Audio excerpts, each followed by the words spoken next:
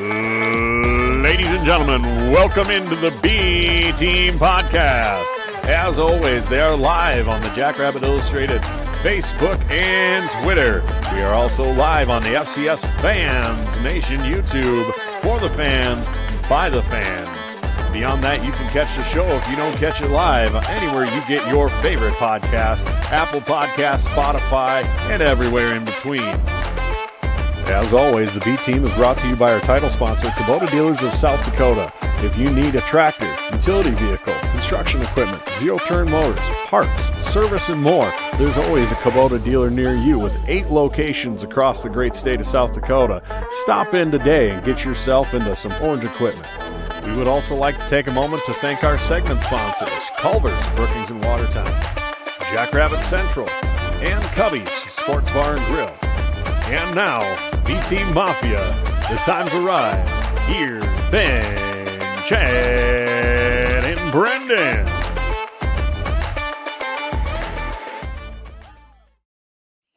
B-Team Mafia, we are back. It is marker week, and we have our special friend and guest, Matt Fraase from the Big Boy Pod, joining us per tradition. So very excited to have you, Matt. Thank you for joining us from all the way down in Tejas. You know, it's rare that I'm further south than you gentlemen, but on marker week, it just feels wrong, to be honest. But thanks for having me on, guys. This has become a fun tradition that I talk to my wife, Allison, every year about. I go, she's like, you do other things with other pods? I'm like, oh, the Jackrabbit one, I hope, is always a guarantee because it's fun to jump on with you great folks. And I don't know what I got to do to get a caricature on one of these episodes, but that intro, ooh, every time I see it, just outstanding. So you know, thanks for having me on. I'm on the music a little bit to start with, but it's really grown on me. So it's yeah, that intro was outstanding. I know you put a lot of work into this, Chad. So I really appreciate you guys having me on. This can be fun. That one was Brendan, though. He gets full credit. Brendan and the other guy here. I guess he's on this side. To me. I'll talk to my sister about the caricature for you. She's the one who put that info or put that graphic together. So maybe Ben could whip up something in sans serif and do a GIAI with your name under it. He'll put at least 10 seconds of effort into it. It's going to be really just. There you go. Let AI do the work. If he uses AI at all. I didn't for the title slide. Now I'm going to. What? You didn't? Nobody could tell. Be the most that wasn't AI title slide. Are you sure? Whatever. Oh, I was so surprised. Dear AI, make me a title slide that looks like it's from wish.com. It's not even, that's mean to Wish. That's like, I don't even know. Like it's from a typewriter, a big typewriter. Oh, it wasn't typewriter. It wasn't. Speaking of wish.com. Okay. I feel like we faced the wish.com version of the USD Coyotes last week. No, they were considering they're very good.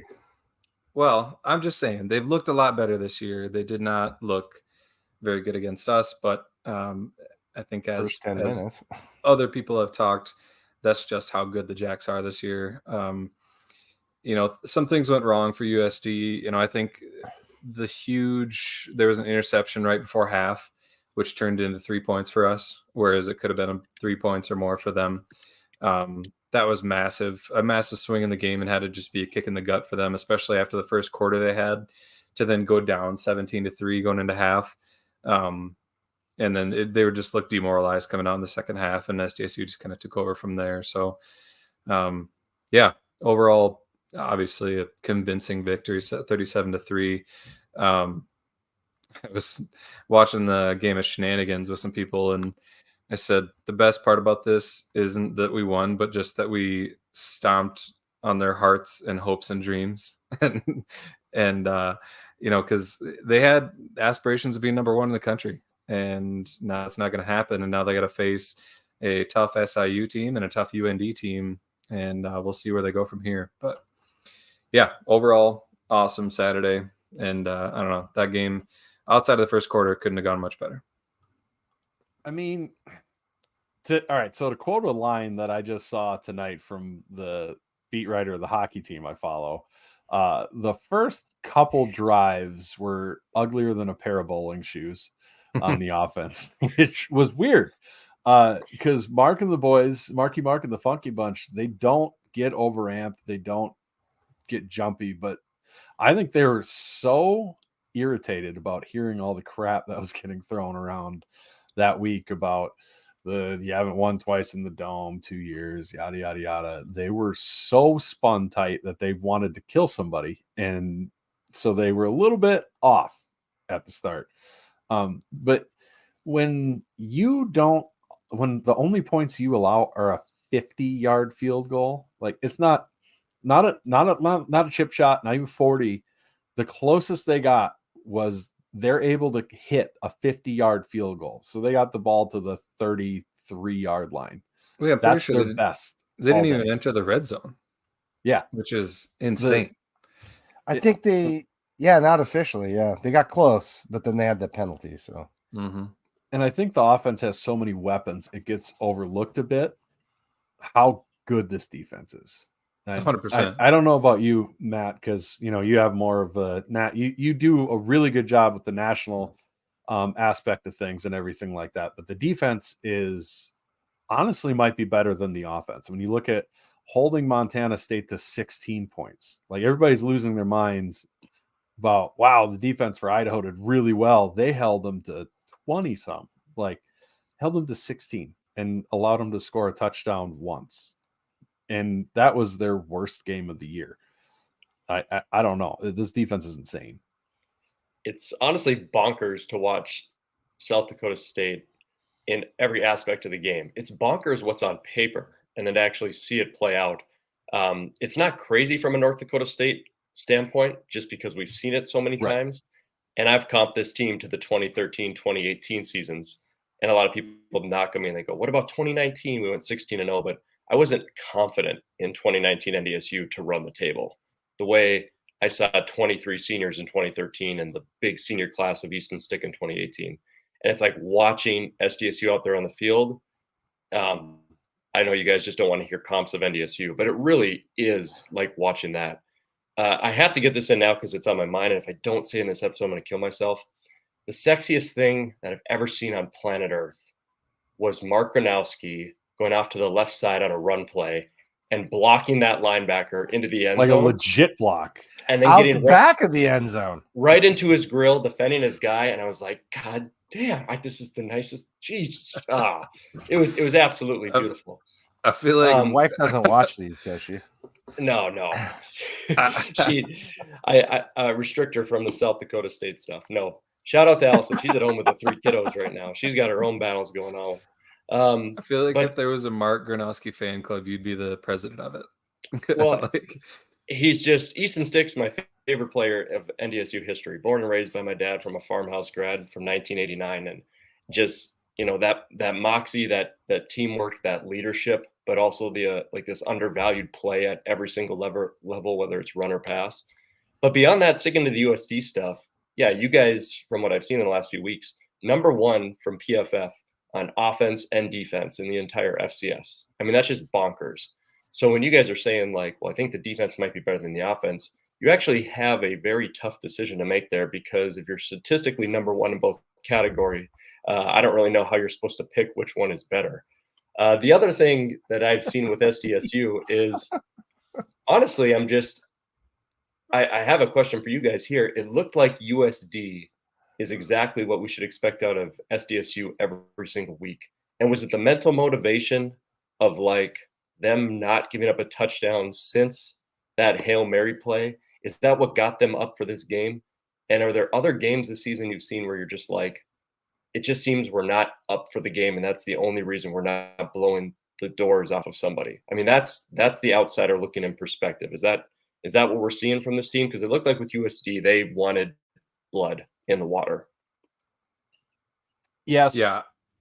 I would say that there was some extra motivation for this game. Just from, I mean, the USD fans and players too, I'm sure were riding pretty high and muddy. And they thought, oh, geez, we're on SDSU's level now.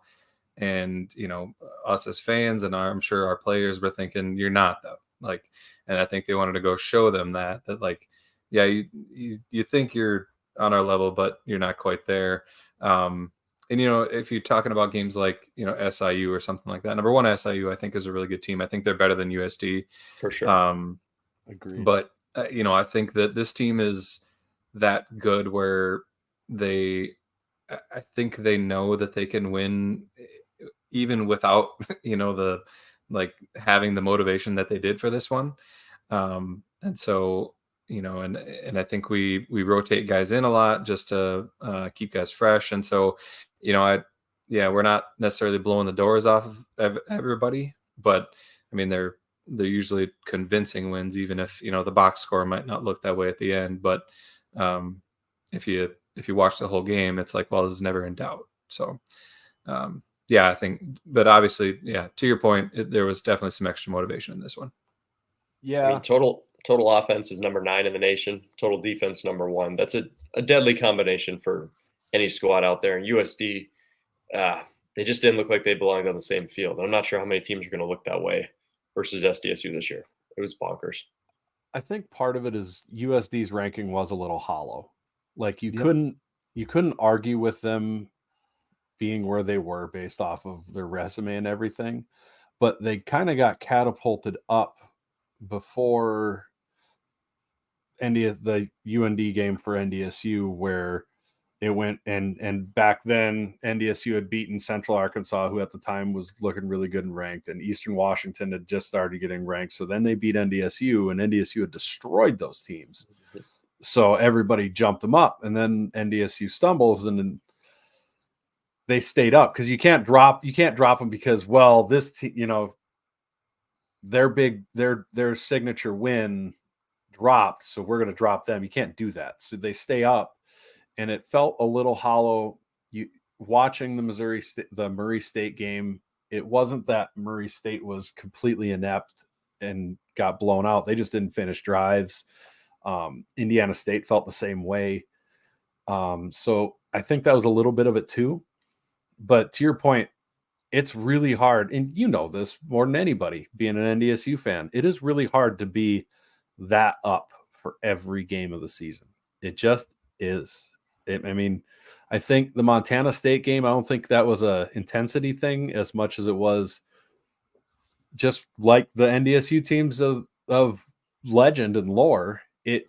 You needed to catch them early before that O-line started to gel and the defense really started to click. And I think that was a little bit of the Montana State game. The O-line just didn't look quite right yet. They didn't look right against Western Oregon. They bulldozed the defensive lines of good FCS teams better than they bulldozed Western Oregon's. And it's not because Western Oregon would be a top 10 team. Unlike Montana fans, I'm not going to lie to you. They just weren't gelling, at that time. And then, Southern Illinois, they had a really good defense. And yes, I think it was a little bit of an off day offensively for the Jacks, for sure. And a lot of that was caused by Southern Illinois, but I think SDSU was peaking a little bit on that one. To be honest, the game that scares me the most is Youngstown State because of the emotional toll of USD, huge emotion up game, NDSU, really huge emotion up game. And now you're making the longest road trip in the Valley to a dangerous team. And that game makes me nervous. Yeah, that'll be interesting. Before we move on from that extra motivation point, Matt, I was going to ask you, as far as going back a couple weeks, NDSU when they played UND, obviously for NDSU, that's a game where you're going to have some extra motivation. You don't want them to get that trophy back, and then you go up there and that happens. And I think before that it was like, well, USD caught them in the dome, and we said, well, if they had an extra quarter, they would have won that game. But I think after that UND game, it's like, oh boy, where's NDSU at? And so what are your thoughts on that in terms of, how their performance was in that game, and what do you think went wrong there? Yeah, I kind of had a spiel on that on the FCS Fans Nation podcast after that week. And that's where I officially declared the NDSU dynasty dead. I've stood on a hill by myself in tailgate lots for the last 5-6 years that SDSU is not NDSU's biggest rival. UND just hasn't beat us yet. And when it happens, you're going to feel something in your gut and in your heart that's going to burn so hard. It's not even going to be comparison to SDSU beating you, even in Frisco. And Is that- UND. Oh, go ahead, Chad. I was just gonna say, is that because we beat you multiple times, so you've just gotten used to it, or? I just think like The there guy's is nice enough to come on here. I think there's Chad, I think there's 15% respect from NDSU fans towards SDSU. But true diehard NDSU fans, I think there's 0% towards UND. Like absolutely none. Like not 1%. And UND loss was the first time that I saw former players, and I'm not going to name them all on the podcast, on Twitter, and media members bringing up change to NDSU in terms of coaching staff, culture, athletic stuff. Like former players through SDSU kicking our can in Frisco, to you guys beating us in Dakota marker games, to down years in COVID season. We never saw that. But it was like once it happened against UND, like that's the team you don't lose, the hockey school that's 59 miles away that you just don't lose to. It flipped. And I said, people always said, well, the portal. Everybody dealt with the portal. And I think what UND's, to get to your question, Ben, what UND really exposed is the fact that all of Kleiman's guys really are off the ship. Like what NDSU lost with the portal was all of Kleiman's guys who took a dynasty and shot it into the stratosphere. And the reality is that Ence's guys have backfilled it. And the development in Ence's guys are not showing the same caliber of what we were used to with NDSU. And I kind of would be interested to your guys' points on this, but I really feel like NDSU, SDSU are in a flip-flop situation almost of those jackrabbit teams that we would scratch our head at, where we'd be like, they lost to USD? Well, they were supposed to get a seed and they lost that game? Well, where did the defense and tackling go? They were playing so well for 2 weeks. So it's kind of interesting. I think it's flip-flopped a little bit, and I'm sure we'll get more into that. But yeah, to your point, Ben, that UND loss was finally the Bison fans going, oh, okay, now we're not as good as we thought we were. That was a real eye-opener for a lot of people, and it was bad. They did not show up that game at all in any aspect. It was really embarrassing, to be honest. So I'm not telling you how to feel, and I'm not telling you to think SDSU is your biggest rival. I'm going to put it this way. This is the way I've thought about it for a long time, because we lost to our in-state team first. So we've been through it, and then we've been through it in the most excruciating way possible. So I know what that feels like. And the way I've always put it is, it feels better to beat NDSU than it feels to beat USD. That's a better feeling. It hurts more to lose to USD than it does to NDSU. And I had this conversation, and I think people took it a little bit out of what I was trying to say, but it's because USD and then UND partially have not been even close to the programs that what our corresponding state school's been to. So if we lose to NDSU, it's not burn the program down, because you just lost for the last decade, you just lost to the national champions. Like nobody with the brain cells is going to be like, well, burn the program down. We lost to the 10-time national champions. Like, that's stupid. But you lose to USD or UND, who have never won a playoff game or won a playoff game. It's like, we have problems. What is going on? And it's embarrassing. And honestly, it's embarrassing. You feel embarrassed. And I think that's the way I look at it. I don't know if it's a question of true rival or bigger rival, or for me personally, if it's just that is the distinction between the two of them for myself. And I don't know if that makes any sense to you. Yeah, I think moving forward, I mean, it's easy. I see where 9 out of my 10 Bison fans say it's all SDSU. It's because it is the respect thing. I think it's just, that's the team that you guys are the new James Madison. You're the new Georgia Southern. You're the new whoever for NDSU. You're the new Sam Houston. Hey, we get through them, we can go win a national title. That's how Bison fans are feeling. Now, maybe not so much anymore. Maybe that's Montana State or some of these others. but that's really, you guys are at that level in Fargo now. I mean, it felt that way last year, where before that, honestly, in 2019, 2018, I hate to say it to you, Jack fans, I didn't really think about you in the stands. Every single thing I saw, every play, I thought to myself, how would that work against James Madison? That's all I thought about. And now everybody is only thinking about the Jacks. And it is a little bit, Brendan, you make a good point. Like, think about it, NDSU, SDSU prior to 2005. I mean, an irrelevant thing that basically didn't even exist. Sure, you could go on Wikipedia and see all the flip-flopping between blue and green, but who cares, right? I mean, it developed when we were undefeated and went into Brookings and we're about to finish off an 11-0 season. And one interception, it still hurts. But, that right there shot off that marker game, and the rest is history. So I don't know. I guess people can have different opinions on it. It's hard for me to erase everything I know from the 80s to the 90s and everything else. And I'm not old enough to remember those times, but I watched a lot of VHS tapes. And it's hard for me to not discount UND as the biggest rivalry. So, yeah.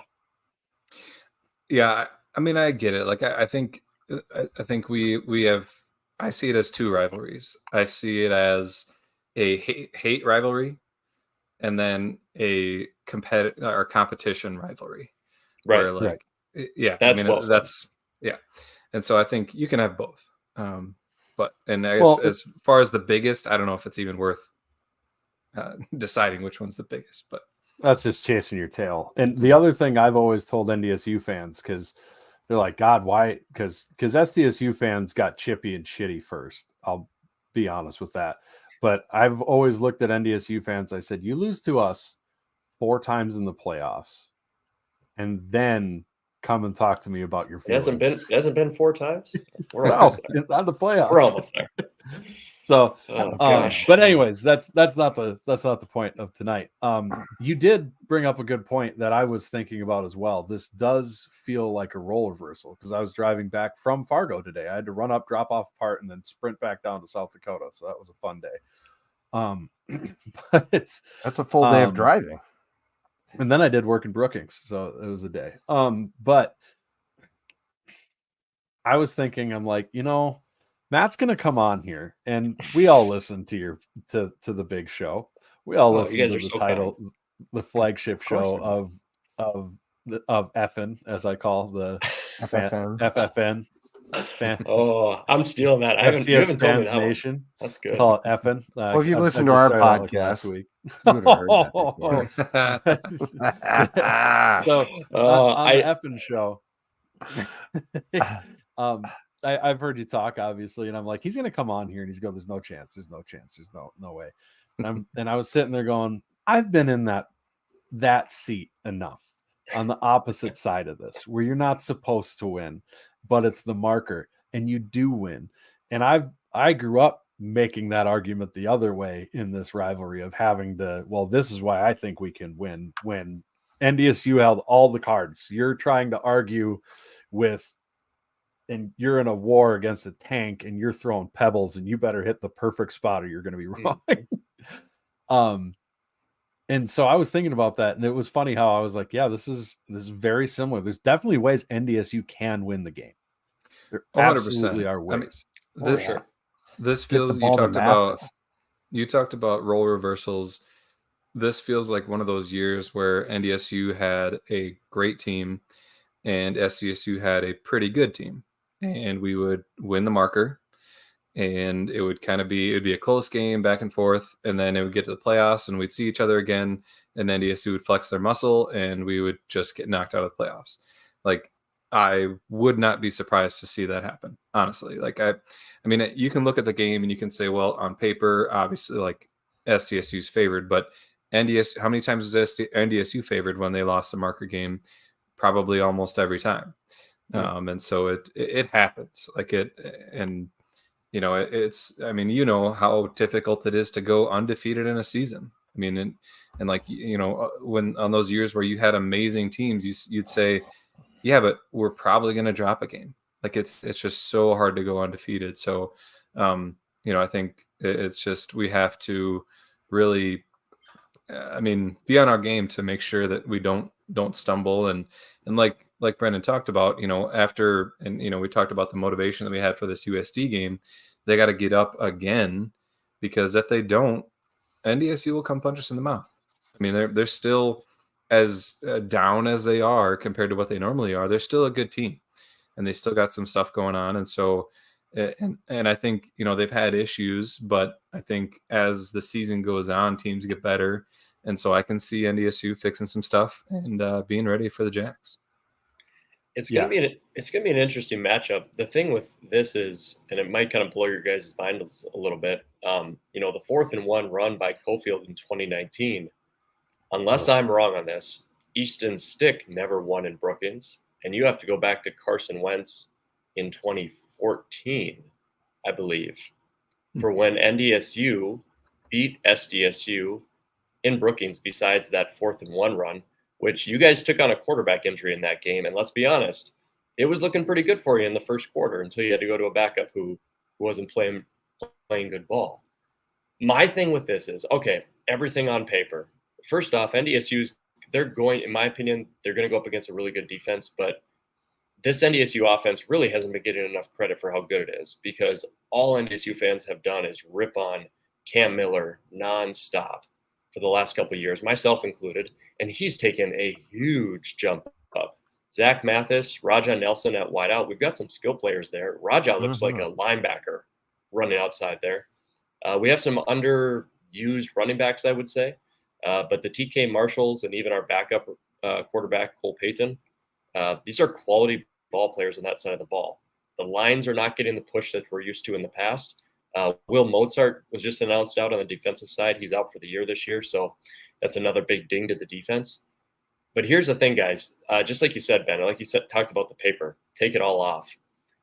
Last year was the year where I remember sitting at B-dubs with you, gents, and I said it. SDSU is about to come in. They're going to whoop us by, I think I picked them by 14 or 17 points.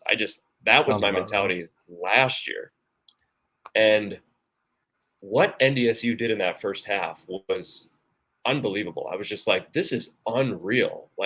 This is the game plan we've been waiting for. We're going to beat them here today. And boy, this is going to be the 2022 Bison team that everybody predicted to be this good. And I do not know. I didn't trust kind of Matt Entz's coaching staff for mental preparation against SDSU before last year's game. I think that was the ultimate mental breaker. I don't know how they can come back mentally to get up to go to Brookings and be this good of an SDSU team after what happened in 2022. I mean, seriously, that giving up that halftime lead was the most crushing thing. I think it drove them nuts the rest of the season. That was a type of game where for the first time I thought NDSU couldn't just take it 1 week at a time. I think that stuck in their heads all year.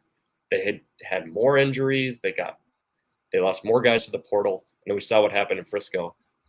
I am not convinced that this team is going to have the mental fortitude to go down into Brookings and come away from a victory against 29 seniors for SDSU.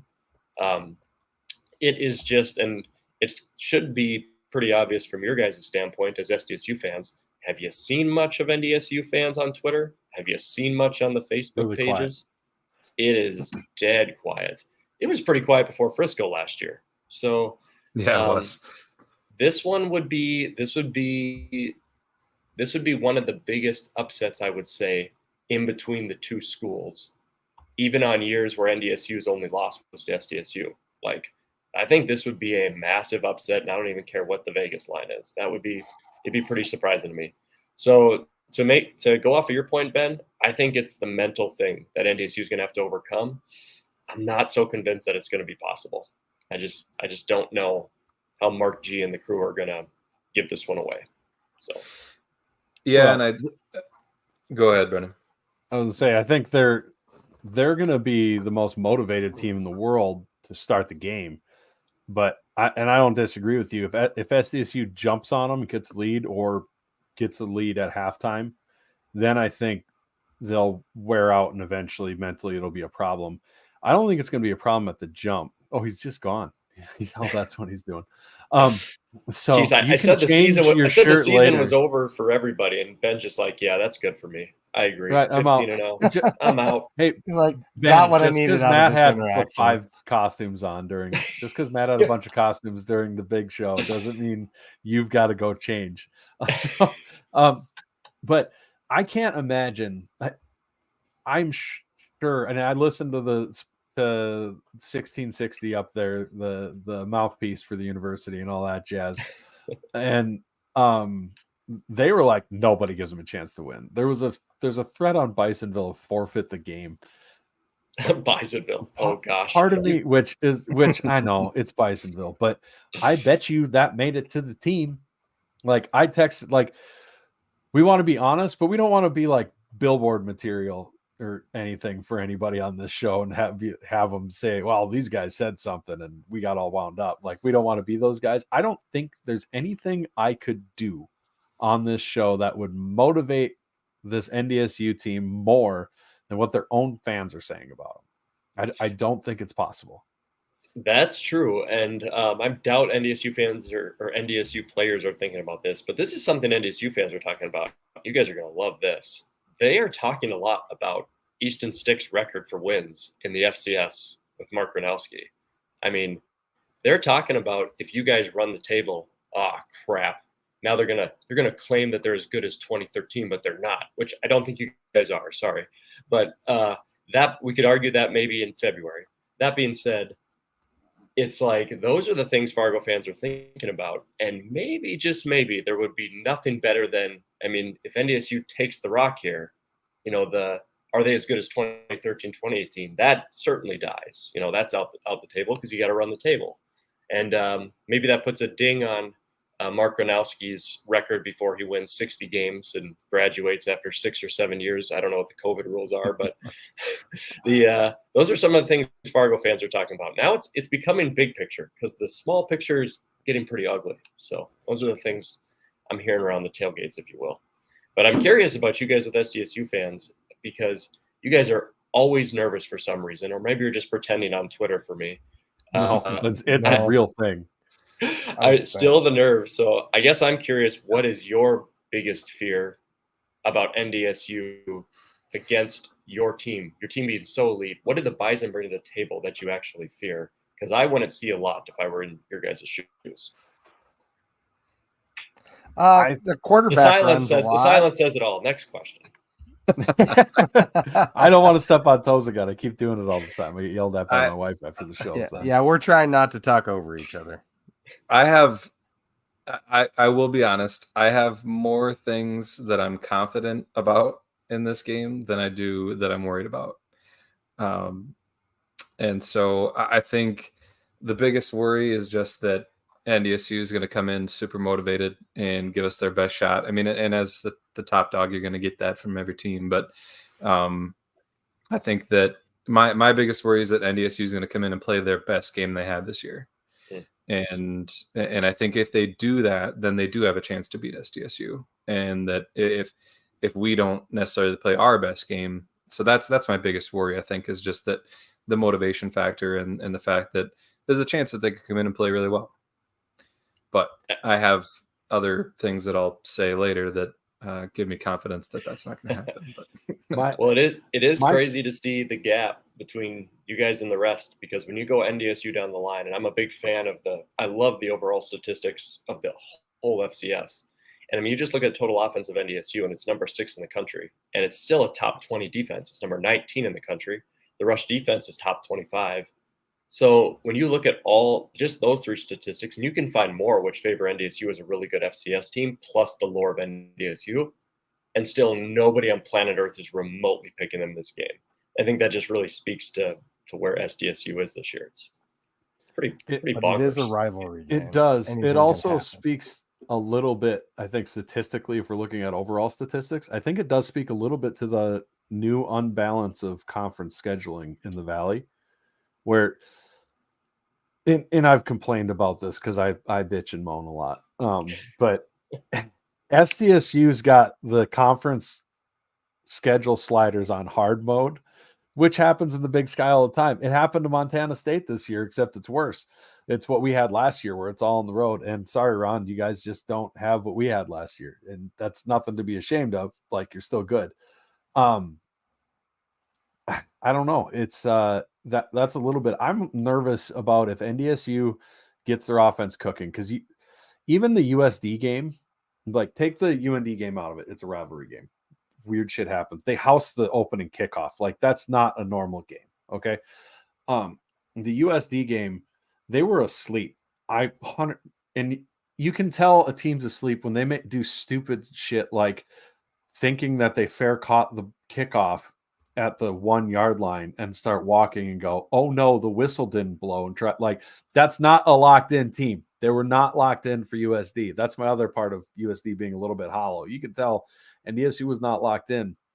I think their problem right now is they have embraced, we're going to grind you and play from the lead so much that now you added even more than they used to. And now you add in the running clock, and they're even worse at coming from behind. So some of these games, like the USD game, honestly, they ran out of time. They really did. I mean, statistically, had more yards, first downs, everything, lost the game, ran out of time. That's reality.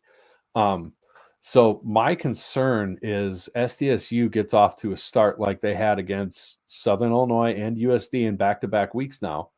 NDSU gets a touchdown or two, or gets 10 points, and then does what happened at Youngstown State. I know my boy YSU fans on here's watching is going to love this. He loves it when we bring this game up, but it was like Youngstown 2016 where the offense just never got the ball. And it's not that I'm scared of the NDSU defense, but I do respect their offense enough where you can make it very difficult to get off the field. And if you get a couple drives right away where you score a touchdown, Cam Miller definitely throws the ball well enough that if the run game starts and you get a couple drives, he can gash you. So that's my concern. You know what NDSU really needs to do to win this game is the time of possession, like you just said. The ball control has to be there for them. They can't let SDSU's offense have a bunch of shots. And what I really think that NDSU needs to do is get consistent first downs and try not to substitute. If you let our defensive line rotate like they do, and even our linebackers are rotating a bunch, they're just, you can't combat that because there's no drop off when those fresh guys come in, and it's hard for an offense that's getting tired to play against these guys that are coming in with fresh legs. And so I'm surprised we haven't seen it, honestly, with other teams doing a hurry up and not subbing and not giving us a chance to sub. But if that's something that NDSU can do, is have a sustained drive where you get to second or third down and then you get another first down, and you can sub as little as possible and keep eating clock. I think is the key to success for NDSU, in my opinion. And Ben, that's a great point. And again, role reversal, because I said the same thing about SDSU when we played them 4, 5, 6 years ago. But the reality is you guys are built just like those old Bison teams. You're so deep, you rotate the lines in. And I always said how SDSU beat NDSU, even in the years where we won the titles, I called it quick, controlled ball.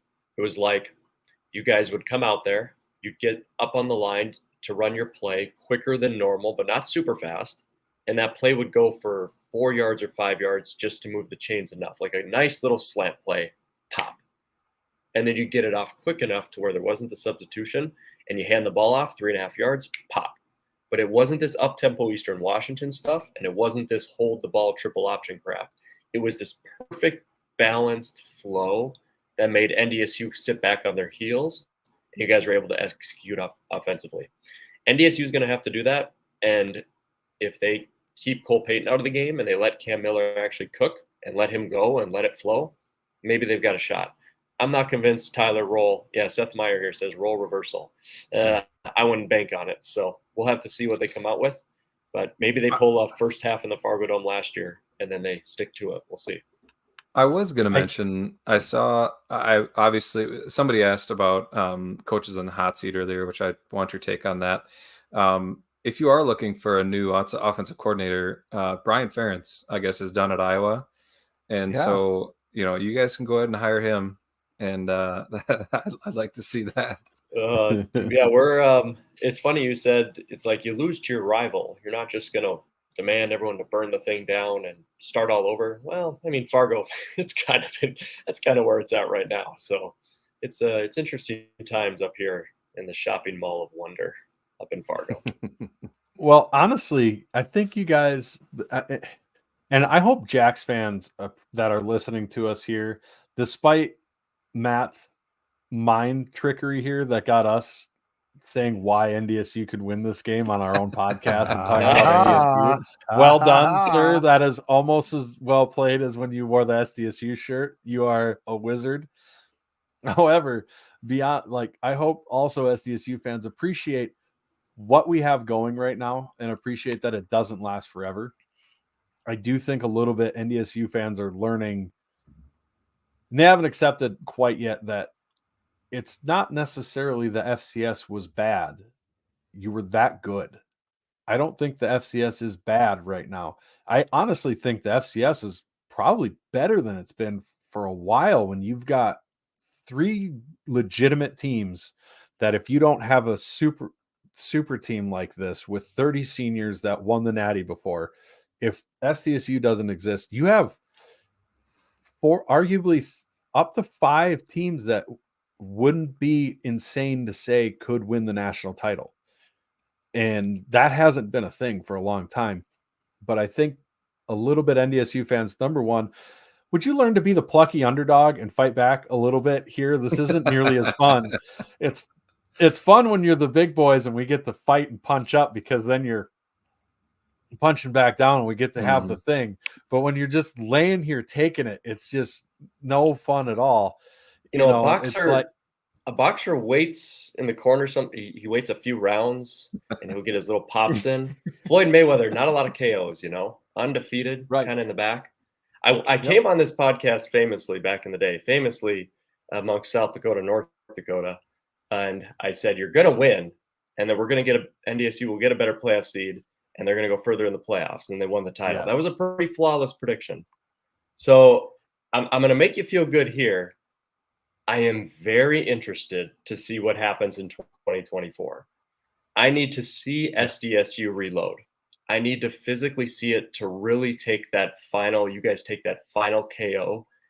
Not that that's going to make NDSU better. They have their own issues. But will SDSU next year, and it's not what you guys are focused on at all, I am so intrigued to see, because I see the depth chart. Senior, this position. Senior, senior. Mark Gronowski. Northwestern looks like a cool school. You never know what can happen, Hey, so stop it. There's plenty of things that can occur. You never know. I'm just interested to see what 2024 looks like for the Jacks for the rest of the FCS. I do think you're far and beyond this year, but I am very intrigued about the FCS as a whole in 2024. And I guess I'll leave it at that. If you wanted a little bit of smack talk, there you go. I will say this, you guys, it's going to be really not fun on social media for you if SDSU drops this game, because you'll say what NDSU fans say. You'll say, we lost the battle. Frisco's the war. Hey, it's all about the Natty. Don't worry about it. But it doesn't. If I see one and I'm gonna see it, if somebody goes, we don't play for rocks, we play for rings, and you got an SDSU badge, you better not have your actual name on it, because I will find you and shove that rock up your ass. Because that shit matters, damn it. Yeah, it does. But I will tell you this, Matt. I'll tell you this. If it's this year or it ends up being 2 years or 3 years from now, you get that rock back. What a feeling. Whoa, let me tell you. It will be your most satisfying marker game ever. That 2016 game, I almost teared up. Oh, no doubt. I mean, if NDSU wins this one, I got a tweet prepped, I think. I think I'll go with something like it's a scheduled tweet. SDSU fans forever have claimed that this game does not matter because they're only focused on titles, but this one stings. I'll throw a little role reversal in there, just a little bit. Oh yeah, it'll hurt like so much. It'll. Oh god, but what's crazy about SDSU, to give you one more compliment, I've got a bunch more, is think you guys have the most ranked wins right now, whether it's the current top 25 or the former. NDSU has 0, whether it's the top ranked at the time or the current poll, which is crazy. And beyond that, SDSU is literally they're just so far beyond it. I just lost my thought. You guys are really good this year. That's all I know.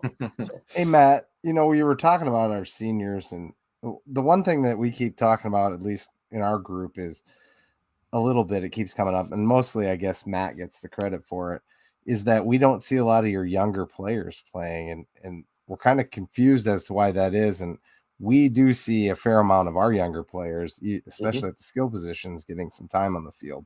I don't know if you have any insights to that or how that might play into 24, because, like you said, you're curious to see how we reload. Yeah, I think that is where I've called and I saw a few comments already here about that once I made that comment about the Jacks worries, but that comment was not about NDSU. That's where I come to the table and I say, I do think that NDSU dynasty is over. I think they're going to need some classes to get back to go compete for a national title down in Frisco, because the guys that are seniors on the depth chart right now for NDSU, there's a lot of them. They had to instantly jump in when these climbing guys were moving on. But that's not to say that would they have ever started over some of the sophomores that moved out, over these 2 stud sophomore corners we had last year that are now transfer portaled out that were brought in by Kleiman. Like, would those guys be playing? I don't think a lot of the starters you see right now that are veterans would be over some of the younger guys. And the younger guys, are they developed enough under NSU's program to be able to take over from the seniors? That clearly is not true as well. So we don't have as strong of development. We don't have as much talent or depth as we had in the past. And you can see it. When Cole Winitsky goes down, the whole defense looks worse. We lost our stud middle linebacker in game 2, and the whole linebacking core suddenly couldn't tackle. That is not standard NDSU operating procedure in the last 10 to 12 years. So the depth just isn't there, and the backfill of the recruits isn't there. So when poking jabs at the SDSU in 2024, number one, I truly am intrigued to see how your guys' recruiting classes pan out. But that's not to say NDSU will just jump right back in and win natty titles. Not what I'm saying whatsoever. They're going to have to prove it to me in the developmental stage for us to see that. So, yeah, you brought up a point. Well, I mean, if you're short on linebackers, maybe you can just bring Nick DeLuca back, and he can just. Yeah, I think we got some of these guys with eligibility years. I'm a Cowboy. I'm a Cowboys fan. There's a backup quarterback there. We could bring him back. Use him as a wideout or something. Bring Trey in. Bring him back. You brought up one of the points where I think that where I don't think NDSU has a good chance to win this game, and it is tackling. I think that our running game is so good, and our offensive line is dominant enough that they'll make space for our guys to get into the second level. And when you got Isaiah Davis and Amar Johnson coming at you, you have to tackle well. And I will credit SIU tackled extremely well. That was so key for them. Yes, and it kept them in the game. It kept us from having chunk plays. It made us punt the ball more than normal. And I haven't seen that from NDSU, and saw that from an NDSU standpoint, that would worry me a lot in terms of if you'd be able to tackle well enough to keep us from getting first downs. That's well said, Ben. And Joshua Hoffman just had that question, bring one player back. I'd say it's that linebacker that we just don't have right now. We had in the past. You had Grant Olson, who just sat in the middle. You had Nick DeLuca. I guess Jabril Cox was on the outside, but you could have counted him. And then, of course, Jackson Henke was the man. Yeah. Just sitting there headhunting right in the middle. And we just don't have that, call him farm boy, hay bale throwing, just big neck rolled linebacker who just sits there and gets 13, 14 tackles a game. And that's been really suspect in terms of stopping the run. And SDSU, boy, Amar Johnson and Isaiah Davis, they have reminded me what elite running backs can do. NDSU for too long, they've just said, well, just any running back can go behind that offensive line. watching those two reminds me of what Bruce Andersons were capable of, and that Lightning and Flash was capable of back in the day, and Kobe Johnson's, and just really, really, it sucks it's not my team, but it's fun to see that talent beyond just getting 3 or 4 yards and mostly just getting tackled. So it's pretty cool. Right. Yeah. Yep. The other thing that I have confidence from an SDSU standpoint is just that I don't think that NDSU can come up with an offensive game plan to have enough success outside of what I mentioned earlier. But I think that they're too reliant on the QB run. And I think that we've shown against teams like Montana State that it just doesn't work against us. Our D lines are too good and stay too fresh. Our linebackers rally to the ball fast enough, and when we need it, our secondary can come in and tackle. So unless something completely changes, I have a hard time seeing NDSU coming up with an offensive game plan to have a lot of success against SDSU's defense. Yeah, I'm not a big fan of the rules game plans overall. The reality is it's very scripted, and it looks like it's well executed for about a quarter and a half, and then you have to go off script. When you're a coordinator, the adjustments are made, the game is adjusted. And at that point, we revert back to just being this weird running team that does A-gap power on every 3rd and 4. But like for the first quarter, it looks really good. And then it disappears. So if you guys are like, what the heck? NDSU, this offense, it is good. Crap, they're scoring, they're moving.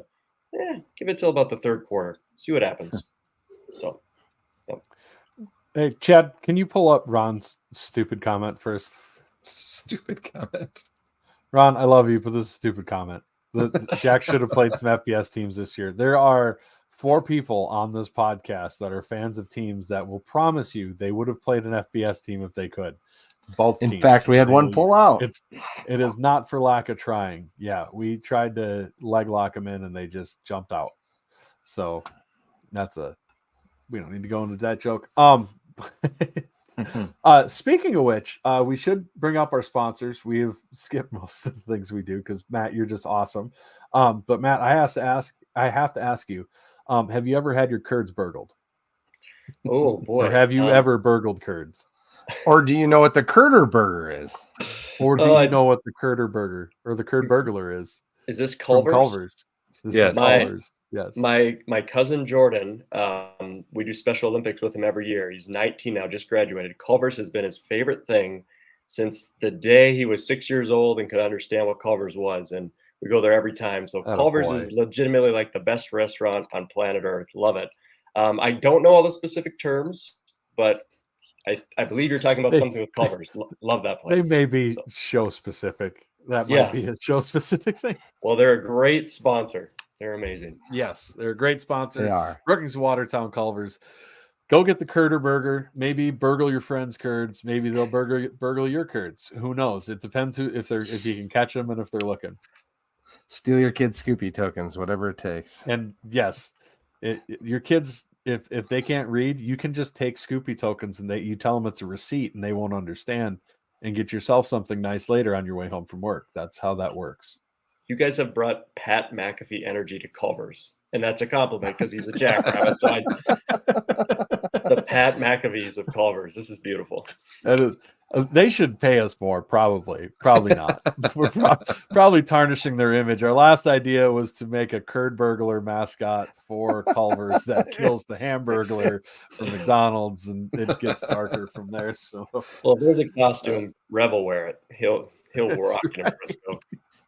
Yes, we need to talk to Rev. We should get a Dallas about getting a Curd Burglar costume sponsored by Culver's, and then get him on TV.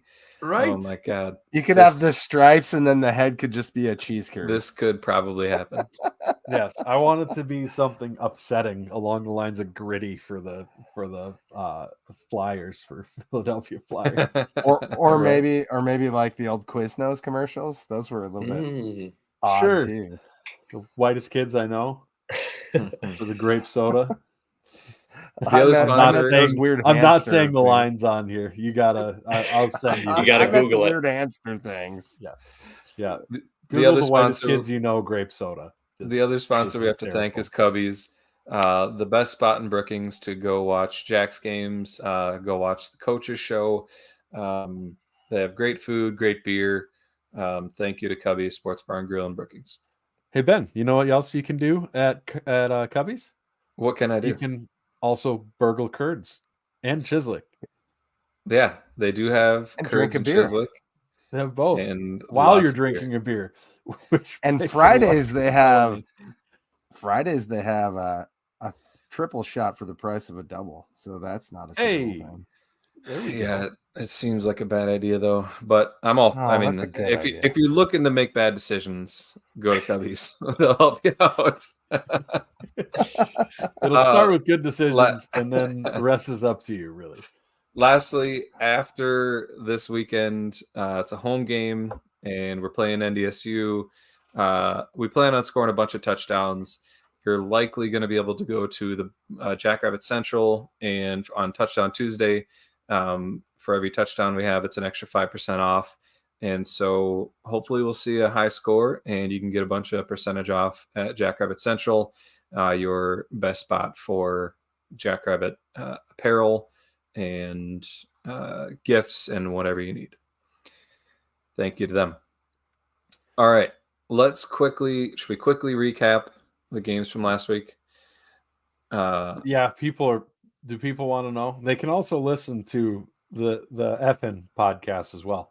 But right, we always go over it here as well. That's true.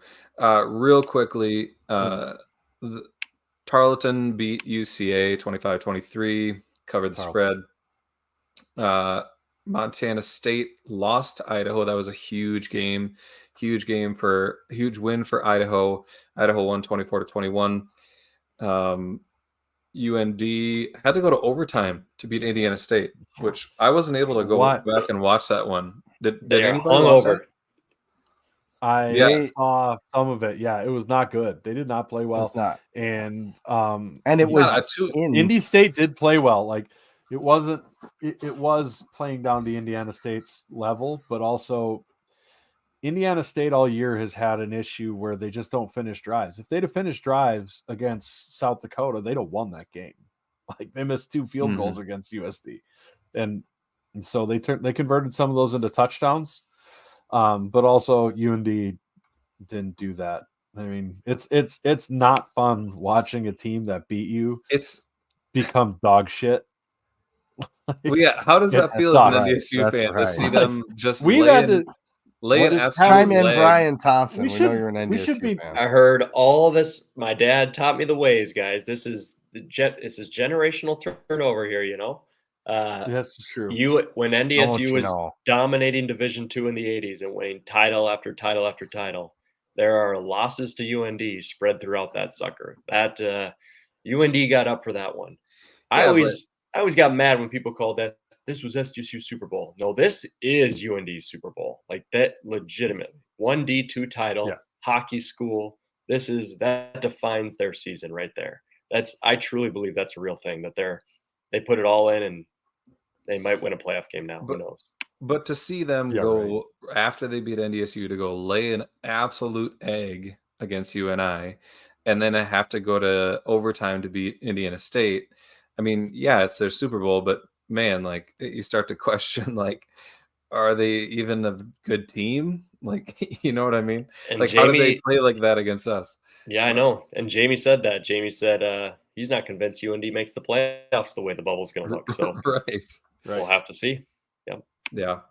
All right. Outside of that, we've got SIU went and beat Western Illinois 63-0. Western Illinois is an absolute dumpster fire. Be fun if SDSU... necessary. Like you don't have to beat them by 65. That's punitive. I know. That is. That's punitive. That's just mean. What happened between the West and the South over there? Like NDSU that was a home game, right? Yeah, they beat Murray State at home 38-6. Matt, any comments from that game? Were you there?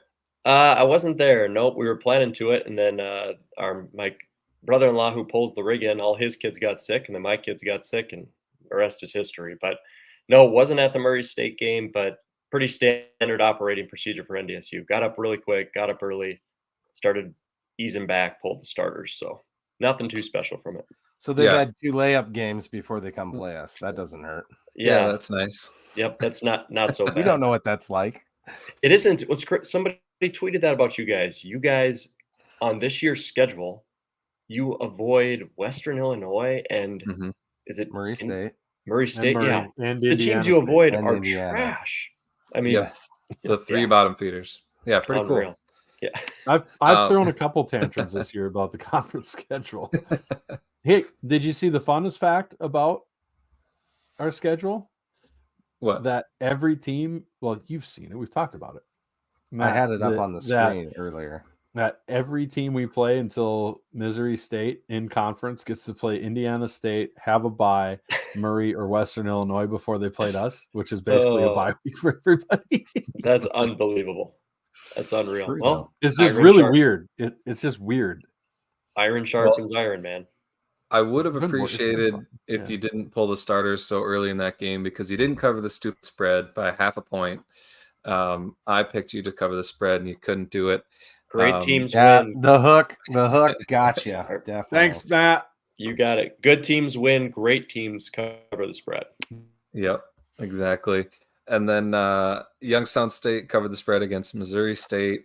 They won 44-28. UNI beat Illinois State 24-21. UNI has had a nice bounce back after losing to SDSU. They're looking pretty good right now. It'll be interesting to see if they can keep it going.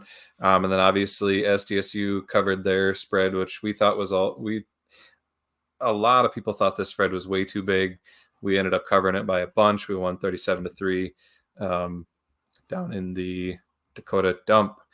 So outside of that, let's quickly, Chad, do you have the top 25? I sure do. Just let me pull it So- up here. Matt, while he's pulling that up, just out of curiosity, has Taco King told you why he's so mad at SDSU's kicker? Are you aware of his vendetta with Hunter Dustman, who just won Special Teams Player of the Week? Boy, Brian and I, we've been DMing talking a lot this year.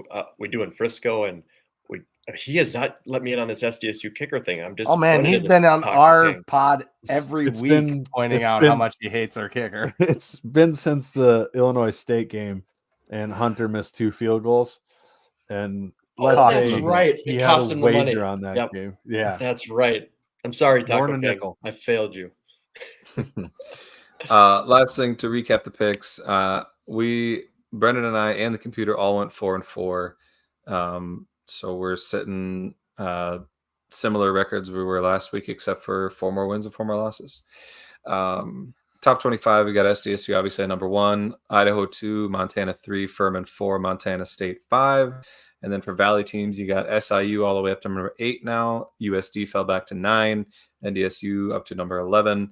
UNI up to number 12.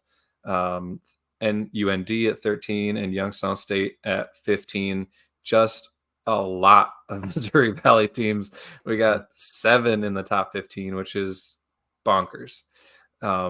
It'll be interesting to see, Matt, you guys talked about, I think you had a taco bet on the number of Missouri Valley teams that are going to make the playoffs.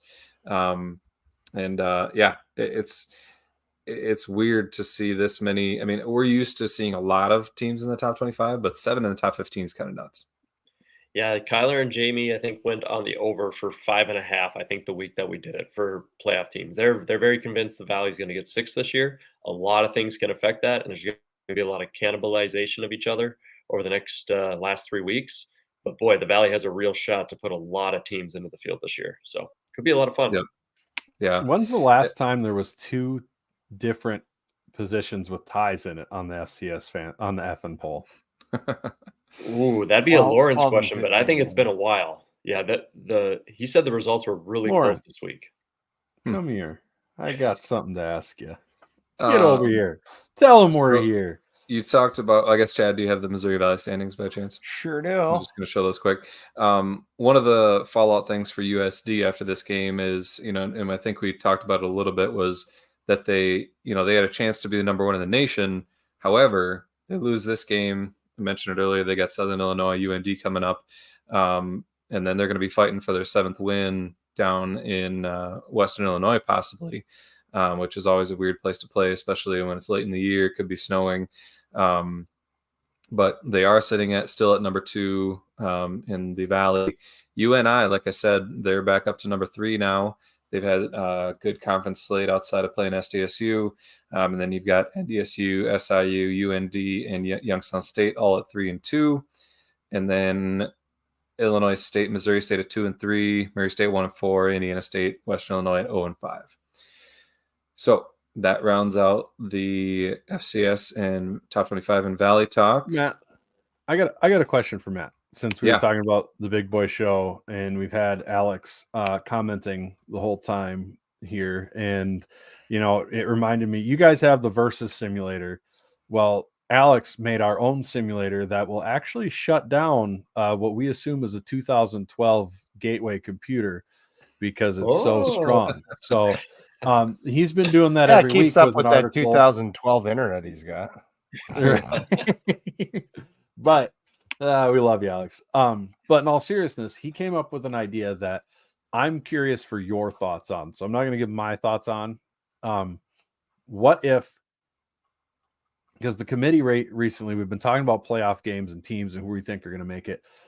What if instead of the committee, they used a BCS formula with the stats poll, the effing poll, because we make a real poll and the coaches should not be voting, and then a computer ranking or a conglomeration of computer rankings. Computer, shut up.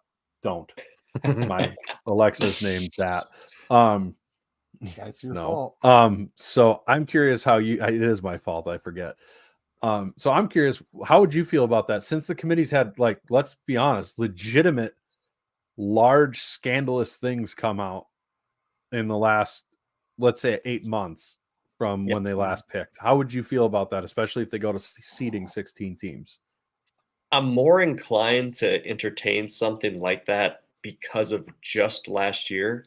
But I was a foot soldier, just pounding the table that the committee actually does a really good job for years. And I think when you look back on semifinal, quarterfinals, I mean, everybody's going to get 1 or 2 wrong of who should have been in or who shouldn't on a 24-team field. And everyone's going to get 1 seed that's way off. But when you look at like 6 of the 8 seeds continuously throughout the years, they're pretty good picks. And when you look at the majority of the field, who's in, who's out, they're really good picks.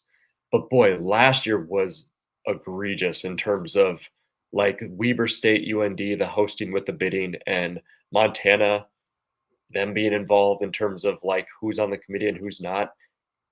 I am hopeful last year was an outlier where the committee went, we screwed the pooch and didn't stick to a good formula. So I'm not willing to go full computer BCS or that style yet.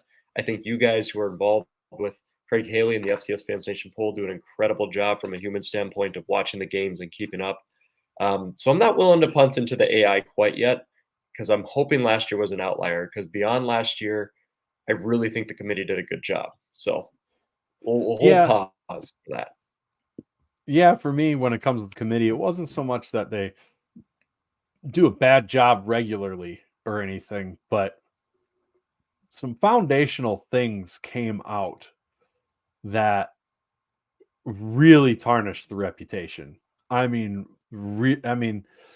I've stood up for the committee before, not nearly as strongly as you and Kyler and Jamie have, when rightfully so at the time. I'm not saying that it was wrong or you were bad or anything for it, but I felt bad about standing up for that after that stuff came out, because then you sit and go, well, how long has this been going on?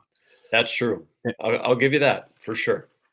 And it was last year was bad. The 2 or 3 things that came out was really tarnished the reputation. It's just going to make people think it more and more and more moving forward. So hopefully they have I don't want to ramble onto this because I know we're far into the show, but this year will not be easy for them.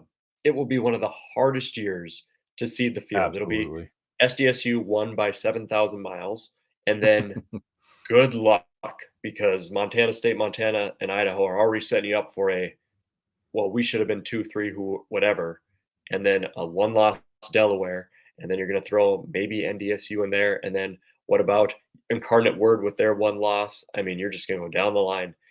Good luck to the committee this year. It'll be interesting for you Jack fans, because I think it'll be the 1 seed to see who ends up in those slots on your side of the bracket. So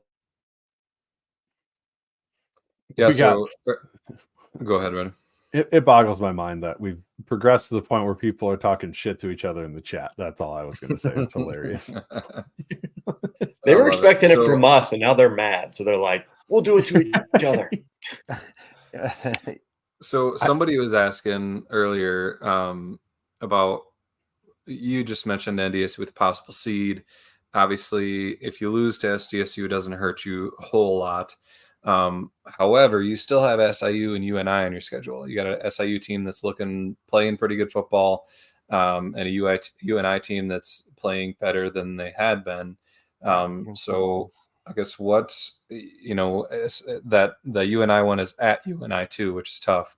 What's your kind of outlook on the rest of the season? Yeah, if NDSU loses to SDSU here, obviously that's the third loss. There no team with 3 losses is getting a seed, so they're playing over Thanksgiving weekend. Beyond that, the SIU and UNI game to have a chance at the playoffs. It's crazy to say that about NDSU. They have to split that at a minimum, right? And I'd say splitting that, I think that win has to come against SIU.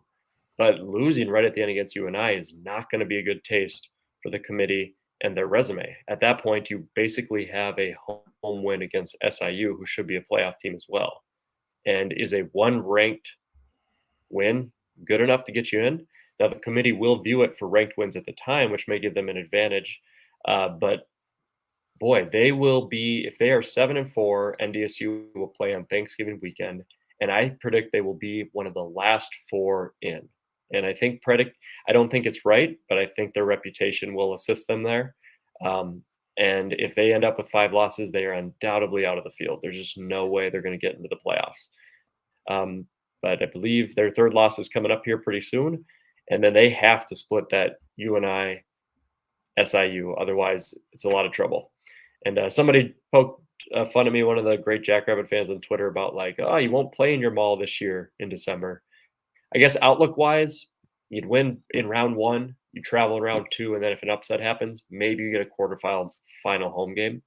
And for as much as I've kind of dogged NDSU here, outside of SDSU, maybe the Montana schools, I don't know if there's a lot of other people who will still want to play them, even if they're 7-4. I just don't think if you're Furman or Delaware or anybody else, I still think they could beat NDSU, but I don't think those fans are going to be like, yay, here come the Bison. So I think how they lose on Saturday might affect that too, Right. if they do end up backing into the playoffs. If they Absolutely. lose a really tight game, that makes them look better. If they lose like USD lost last weekend, well then, they don't look as sharp. And despite how that USD final score was, if they get blown out by SDSU, that's 3 blowout losses. UND destroyed them. SDSU in this scenario destroys them. And that USD game got closer near the end, but it was not pretty through 3 quarters. And then you add another loss on top of that. It's not like you're losing close. So their reputation might be the only thing that saves them at that point. What do you think the spread will be on this game? Oh, I think Vegas 8.5, maybe something like that. If I'm not big on the betting things, I don't know if Vegas does 8.5 lines, but I could see him going something like that, and then just banking off SDSU. People being like, "Oh, of course they'll cover," and sports might be completely rigged all the way up to Vegas. Who knows? But I cannot believe how close those lines actually get. But I think it will be a little bit over a touchdown favor in SDSU. So. FCS Reddit had us as 12, I think. So yeah, we've the only seen line I've seen. So Vegas has not been having low spreads for us, and especially being a home game, I would not be surprised to see it closer to 14. Honestly, so it'll be interesting to see. So here's a question for you, Matt. Say that scenario does happen where NDSU ends up with a home quarterfinal game. Does that desperation of that scenario bring the crowd back? I really don't think it does. I think I won't go too much into it, but I have stood on this hill quite a bit where I say the championship years are outliers, because I went into a lot of dome games where Subway footlongs got you a free ticket and a stop and go fill up at the gas station got you a free ticket. And 12,000 people in the dome was a really good crowd for Fargo. Granted, Fargo has grown, but I feel like we've returned to normalcy for the Dome to get 12 to 13,000 people. And a lot of people just don't realize that because they have recency bias of the last decade. But I've watched bad NDSU football. I've watched NDSU football in low, not filled stadiums, and I don't think it's enough to get people back into it. I also do think there's something about the elderly folks not filling seats post COVID, and my age range. Think about it. If you guys were, and you guys are diehard fans, but think about the sophomores or juniors in college right now that were in Frisco last year. How passionate will they be about SDSU football till the day they die? And I was already a fan, but that was my age range in 2011. And now all of us are 33 to 36, and we have 2-3 kids running around the house. And I honestly think that has a lot to do with it, besides the fact of fatigue and just natural wear and tear and prices. But I think those are two big factors people don't think about. I went down a rabbit hole there, but yeah, I don't think it'll bring the fans back. We've talked about that with our fan base starting to show up. Obviously, the national title, huge factor. But there is a part of it as well where you look at, like, they talk about Griffin Wilde, who, is our stud freshman. He's going to be somebody opposing teams hate forever. He grew up with Jackrabbit gear in his bedroom. And not to say we haven't had players who did that before, but it's students. It's the culture is finally being built. The culture that was never there for Jackrabbit football is being built. And now, like you said, we may not have been winning national titles maybe, but we were still a good team. And you had student section growing and getting more into it. And now a lot of those people have graduated and are coming as well. And I think that's happening to a similar degree, different arc, because it took longer and everything down in Brookings. And that's why you're seeing the growth in crowds down here. Yeah, I've joked with Kyle and some of you other guys about everyone has the 12-step program to becoming Bison fans. And I saw your guys you hit step 11 here just a week ago, which was you were checking blue dots and green dots on your sellout pages. I was like, oh, we're almost there. Almost completed it. You guys were like, only 4 more tickets. Look at the dots. I remember doing that 6 years ago. I'm like, they're almost there. 12-step program. Next year, their running back will get 3 yards, and they'll all tweet how terrible their offense is. So it'll be fun to watch.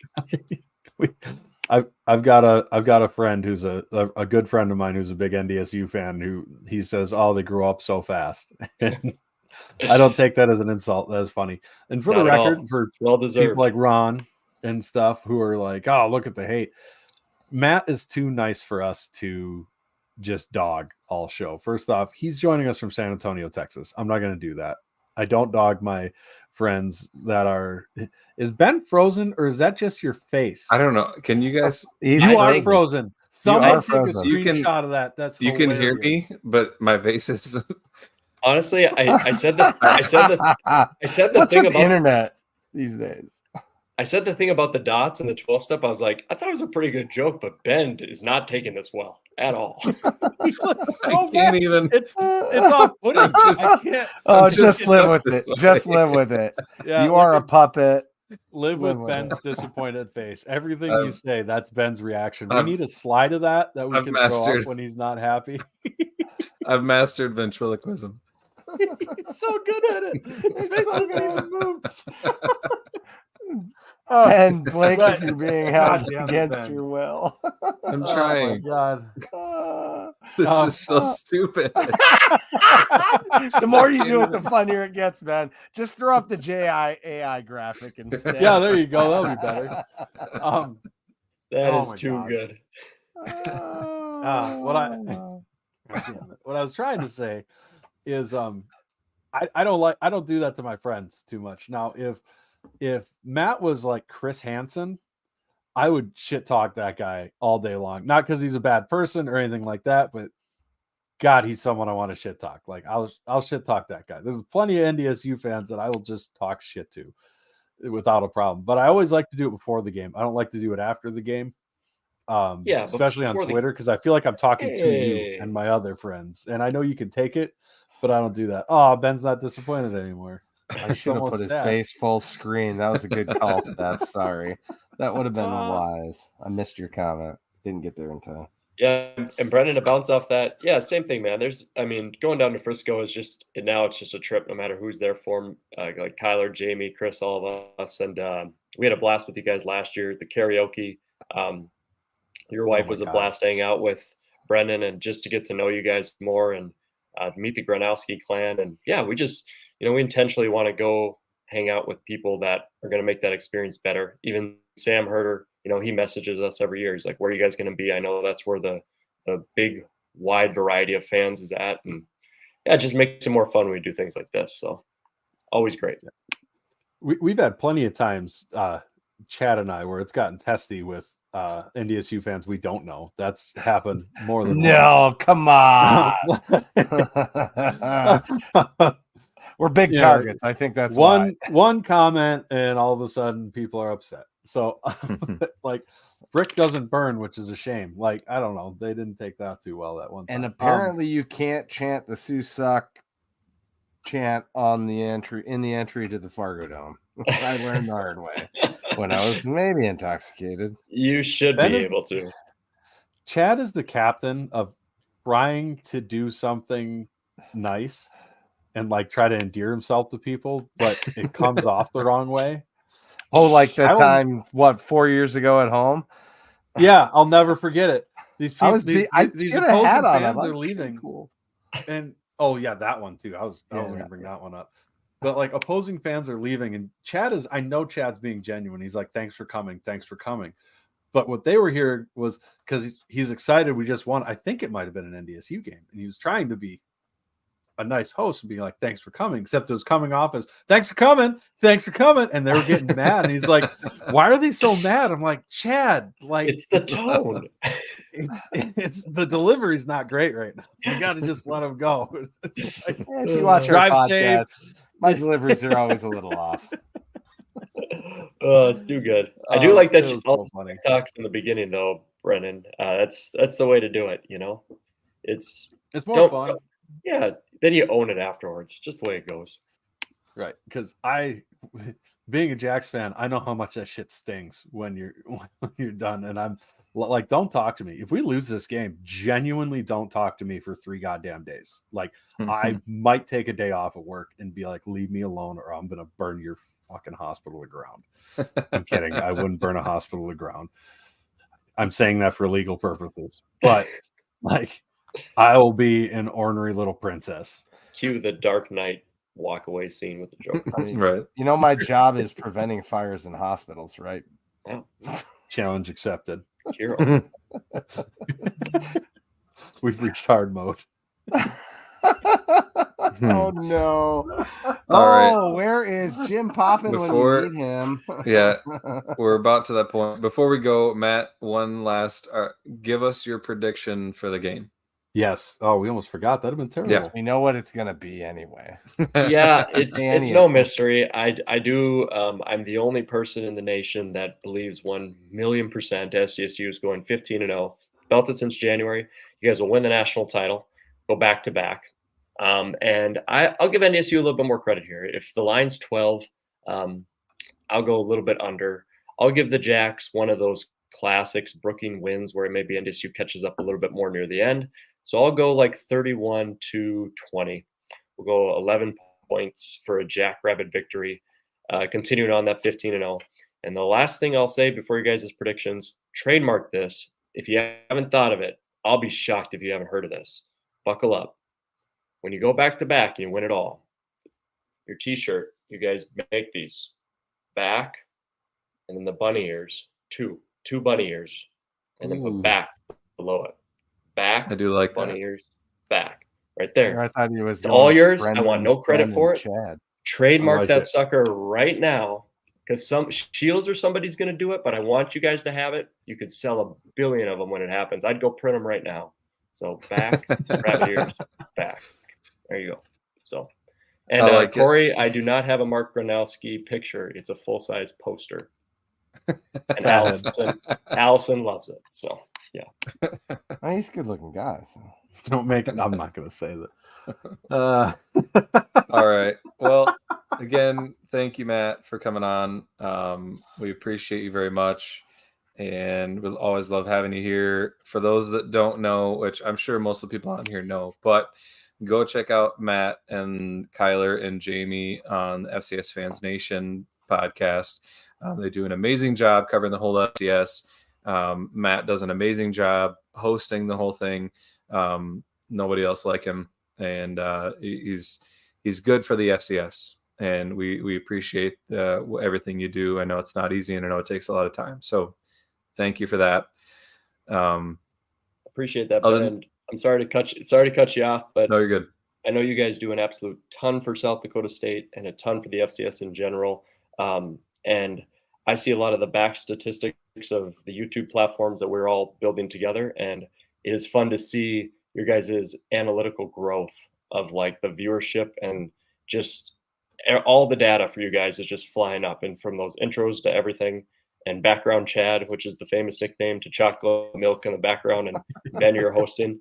It's no mystery why it's happening. And no matter where SDSU is, when we're playing each other in the MAC or whatever the heck exists in 10 years, if it ever goes that way, you guys will continue to be a staple of it. So I really do appreciate you having me. And finally, I'll let you talk and probably end the show. So I appreciate it. Awesome. Well, thank you for that. And other than that, anybody else have anything else? Brendan, Chad? No, I was just gonna say, like, I feel like we're the light version of Pat McAfee of My Life's Stupid. How did this happen? When we have for sure, people walk up at the tail and be like, "Oh, I listened to you," or like, man, just crazy stuff. It just the tailgate that we were able to put together. I don't know how this happened. We started with like 20 viewers, and shout out to the OGs. I had a really cool interaction with the Emery family. Shout out to them at the Dome. They sat in front of me and put up with my shenanigans the whole game and talked with me. It was, yeah, it was fun. They seemed to enjoy it, so I apologized, but they didn't care. I'm sure they enjoyed it a lot more after the first quarter was done. Yeah, I missed half the first quarter. That was for the best, man, for everybody. Thumper, as Ben ends this thing, do you think we could replicate through the screen our viral reel from last year we did in the bar? If I go, let's see, be this side.